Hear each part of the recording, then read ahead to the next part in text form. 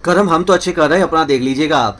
अगर आप ऐसे हिंदू हैं जो मोदी की खिलाफत कर रहे हैं, तो यकीन मानिएगा आपके इस पाप का आपको पूरा भरपूर फल मिलेगा जब आप प्रभु श्री राम के सामने जाओगे मर करके। मरना तो आपको भी है, तब देखना जो पाप का आपको फल मिलता है ना, तब जो आप तड़पोगे, तब वक्त बीत चुका होगा। हमारा देश कितना महान है, इस कुछ बातों से बताना चाहूँगा कि एक खालिस्तानी आतंकवादी है अमृतपाल, वो पंजाब से जीत गया, वो पंजाब की जेल से जीत गया। अलगाववादी इंजीनियर राशिद जो हैं वो कश्मीर से जीत गए। अफजल अंसारी गाजीपुर से जीत गए और यूसुफ पठान जो है गुजरात से बंगाल जाकर भी जीत गए। लेकिन अमेठी से कौन हार गया? हमारी स्मृति ईरानी जी। तमिलनाडु से एक आईपीएस यानी बड़े पदाधिकारी पुलिस में थे, प्रशासनिक सेवा में थे, जिन्होंने अपनी नौकरी छोड़ी और सोचा कि देश की भलाई के लिए बीजेपी में ज्वाइन होकर के कुछ देश का भला करेंगे। उनको तो हार मिल गई। मुंबई से कसाब को फांसी दिलाने वाले उज्जवल निकम साहब, जिन्होंने कसाब जैसे कुछ और आतंकवादियों को फांसी की सजा दिलाई थी, वो भी हार गए, जबकि वो पद्म विभूषण थे। देखिए कैसा कैसा इंसाफ है। हंसी आती है इस महान भारत देश पर और इस महान भारत देश के वोटर्स पर, जिन्होंने 8,500 में अपना धर्म बेच दिया, अपना ईमान बेच दिया, अपना राज्य बेच दिया, अपने बच्चों को बेच दिया, अपने माँ बाप जो हिंदू थे, जिन्होंने एक हिंदू औलाद को पैदा किया था, उस माँ बाप की इज्जत को बेच दिया, अपने बच्चों के भविष्य को बेच दिया, केवल 8,500 रुपए के लालच में। नहीं तो मोदी जी ने गलत क्या किया था? आप मुझे कमेंट बॉक्स में लिख के बताइए। मेरी नज़र में तो केवल कुछ कारण है जो मोदी जी की हार के थे। अति आत्मविश्वास छोड़ दीजिए, उनका पर्सनल मैटर है। और गलत टिकट छोड़ दीजिए। आपको तो अपने एक मकसद को लेकर चलना था कि हमको उस इंसान को जिताना है जो हमारे साथ खड़ा है। जैसे हमारे और कौम के भाई साहब ये सोचते हैं कि भाई साहब अपना गुजरात का गुजराती बोलने वाला यूसुफ पठान बंगाली बोलने वाले बंगाल में जाके जीत जाता है। कितनी बड़ी बात है कि गुजराती बोलने वाला एक क्रिकेटर यूसुफ पठान, जो कि शायद ही कभी बंगाल में गया हो, लेकिन बंगाल से वो बंगाली बोलने वालों के बीच में से जीत जाता है। मोहम्मद अजरुद्दीन जो कि हैदराबाद में रहते हैं और शायद ही कभी उत्तर प्रदेश के मुरादाबाद में आए हों, लेकिन उसके बावजूद वो जीत जाते हैं। लेकिन हमारे आईपीएस अन्नामलाई साहब हार जाते हैं। चलो अमेठी में इन्होंने शायद अच्छा काम ना किया हो, स्मृति ईरानी, उसके बारे में मैं नहीं बोलना चाहूँगा। हो सकता है गलत काम किया हो तो हराना चाहिए आपको उनको। लेकिन हमारे उज्जवल निकम साहब जो कि पद्म विभूषण थे, जिन्होंने कसाब जैसे जाने कितने आतंकवादियों को मौत के घाट उतारने में अहम भूमिका निभाई, वो हार जाते हैं। यानी कि राम हार जाते हैं और रावण जीत जाते हैं। वजह कौन था? वजह था वो इंसान जो डबल स्टैंडर्ड का दोगला है। वजह है वो इंसान जिसमें एकता नहीं है। वजह है वो इंसान, वो कौम जिसको जितनी गालियां दी जाए उतनी कम है। वजह है वो कौम जिसने अयोध्या में वापस आने के बाद श्री रामचंद्र जी की धर्मपत्नी राष्ट्र माता सीता माता पे शक किया था और उनको जंगल भिजवा दिया था।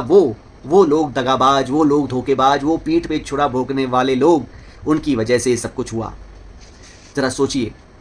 अयोध्या वालों से मैं एक बात पूछना चाहूँगा, क्या कमी कर दी थी मोदी जी ने? मुझे एक सवाल का जवाब दीजिए, आप क्या कमी कर दी थी? कमेंट बॉक्स में ज़रूर लिख के बताइएगा। ऐसी क्या कमी कर दी थी? जितना मुझे सुनने में आया था, उन्होंने अयोध्या में भर भर के पैसा लगाया था। अयोध्या में राम मंदिर के आसपास के जो लोग थे, उनको तो करोड़ों यानी 25-25 गुना ज़मीन की कीमत बढ़ गई थी उस मंदिर के आने से। मुझे बताइए अयोध्या वासियों, क्या कमी रह गई? बीजेपी ने तन भी दिया, मन भी दिया, धन भी दिया, जीवन भी दिया, फिर भी क्या कमी रह गई? कमेंट बॉक्स में ज़रूर लिख के बताइएगा। मुझे ज़रूर लिख के बताइएगा कि क्यों अब कोई आए अपने शहर से आपके अयोध्या में, आपके राम का तो नाम लेना आपके सामने पाप है। मैं तो कहता हूँ आना चाहिए। अयोध्या वासियों के पास नहीं जाना चाहिए। अगर आप जाते हैं राम मंदिर में, उस राम मंदिर में जाइए, अपना प्रसाद, अपना फूल अपनी जगह से लेके जाइए, अपने शहर से लेके जाइए। क्योंकि उन इंसानों को जिसको राम की परवाह नहीं, उन इंसानों को जिसको राम की कदर नहीं, उस इंसान का तो शक्ल देखना भी पाप होगा। आप अपने सर पे पाप ले लेंगे। और अयोध्या वासियों में आपसे हाथ जोड़ के विनती करना चाहता हूँ, आप लोग राम जी के मंदिर में मत जाना, नहीं तो बेवजह आपको पाप लगेगा।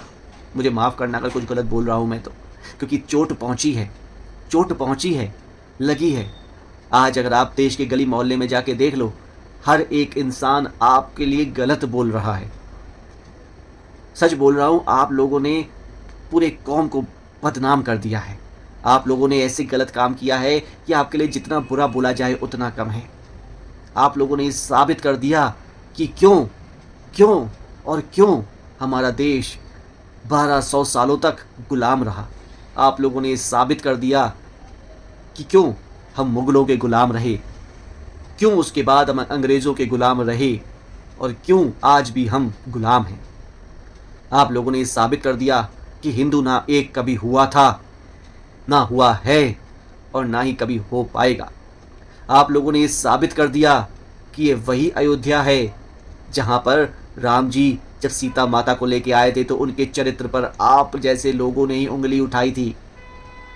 आप लोगों ने ये साबित कर दिया कि राम जी लंका में अगर इंसानों को लेके जाते, हिंदुओं को लेके जाते, तो वो हिंदू रावण की लंका के सोने के लालच में राम जी को ही धोखा दे देते। इसीलिए उन्होंने, राम जी ने वहाँ पर बंदरों और लंगूरों और रीछों को, जामवंत रीछ जैसे वफादारों को ले जाना मुनासिब समझा, लेकिन किसी हिंदू इंसान को ले जाना मुनासिब नहीं समझा।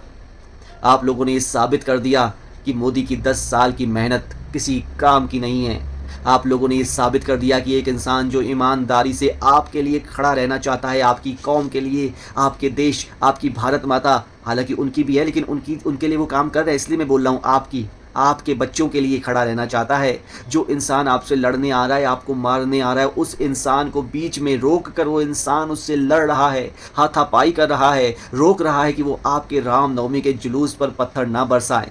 वो कोशिश कर रहा है कि आपके त्योहार मनाए जाएं, आपके बच्चों में हिंदुत्व का पुट रहे, लेकिन आप लोगों ने वो लड़ते हुए इंसान जो आपके लिए लड़ रहा था उसके पीठ में छुरा भोंक कर ये साबित कर दिया कि इस देश में नमक बनाने का जो नंबर है, यानी कि नमक बनाने में तो ये देश नंबर 1 पे है, लेकिन नमक हराम के मामले में, सॉरी, नमक बनाने वाले में तो नंबर 3 पे है, लेकिन नमक हराम के मामले में नंबर 1 हो रहा है। जितना गलत कहूँ उतना कम है आप लोगों के लिए। कमेंट बॉक्स में ज़रूर लिखिएगा आप, अगर मुझसे कोई गलती हो गई हो तो। चोट लगी है, मेरा राजा रोया है, मेरा देश का राजा रोया है, तो चोट तो लगेगी ना। जो हर एक हिंदू अपने आप को हिंदू समझता होगा, हर एक हिंदू को चोट लगी होगी। और जो हिंदू अपने आप को हिंदू नहीं समझता है, उसने तो मोदी को तोड़ने के लिए जो किया था उसमें वो कामयाब रहा, वो कामयाब रहा, वो कामयाब रहा।